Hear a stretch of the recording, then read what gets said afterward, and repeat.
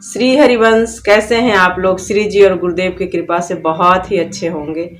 तो बहुत लोगों का कुछ न कुछ शंका है, तो श्री जी और गुरुदेव की कृपा से चलिए हम लोग सब मिल करके उस शंका का समाधान करते हैं। पहला है, दिन में कितनी बार तिलक की रचना करनी चाहिए। तो एक बार सुबह में प्रातःकालीन बेला में जब हम लोग उठते हैं, उसके बाद अपना नित्य क्रिया से निवृत्त होकर के तत्काल तिलक धारण करके ही श्री जी के पास जाइए। श्री जी की सेवा में सबसे पहले नहाने के बाद तिलक लगाना है, और फिर शाम में संध्या आरती के पहले स्नान कर लीजिए। उसके बाद तिलक की रचना करके संध्या आरती कीजिए। और अगर बीच में शौच गए हैं तो शौच जाएंगे तब तो नहाना पड़ेगा, तो नहाते हैं तो उस समय भी तिलक धारण करना है, क्योंकि बिना तिलक के नहीं रहना है, हर समय तिलक धारण करके ही रहना है। गुरुदेव की ऐसी आज्ञा है कि सोते समय भी ऐसा नहीं। बहुत लोग बोलते हैं कि सोते समय तिलक निकाल देना चाहिए क्या, तो बिल्कुल नहीं, सोते समय भी तिलक धारण करके ही सोना है। पता नहीं ना किस समय हमारी प्राण निकल जाएगी, तो हम बिना तिलक के ही चले जाएंगे श्री जी के पास।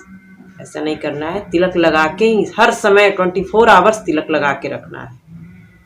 दूसरा शंका है, श्री जी पर बारा हुआ जल क्या करें। तो श्री जी पर बारा हुआ जल अगर छिड़केंगे तो पैरों के नीचे जाता है तो अपराध लगता है।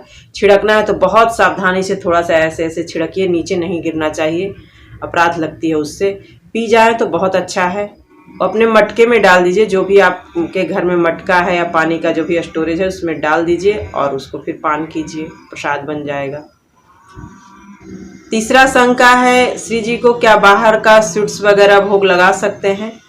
लगा सकते हैं, लेकिन एक चीज़ का ध्यान रखिएगा कि अगर स्वीट्स का दुकान है उसी पे एक तरफ अपना समोसा या बड़ा पाव कुछ बन रहा है, तो उसमें वो लोग लहसुन और ये डालते हैं, प्याज।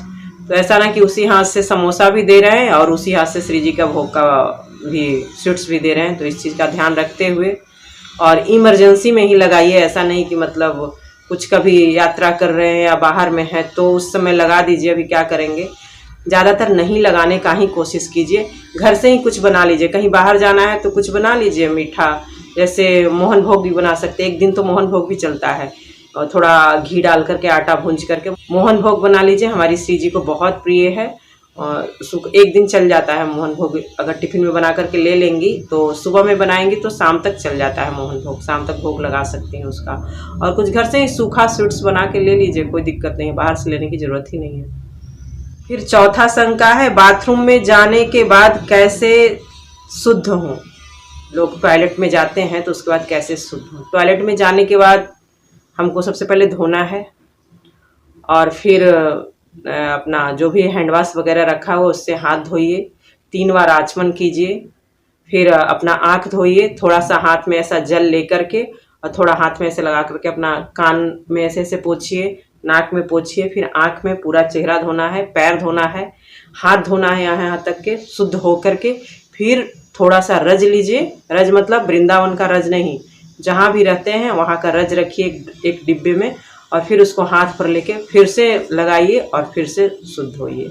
पांचवा शंका है, अगर अशुद्ध अवस्था में 3 दिन से ज़्यादा ये हो रहा है ब्लीडिंग, तो उस समय श्री जी का सेवा करें या ना करें।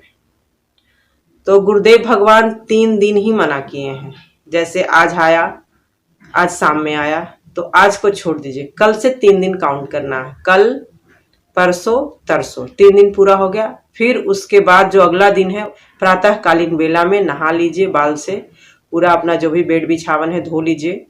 उसके बाद शुद्ध होकर के श्री जी की सेवा कर सकते हैं। ऐसा गुरुदेव भगवान का आदेश है। श्री हरिवंश, तो आगे भी आप लोग को कोई शंका होगा तो ज़रूर कमेंट में डालिएगा। गुरुदेव और श्री जी की कृपा से ज़रूर कोशिश करूँगी शंका का समाधान करने का। श्री हरिवंश।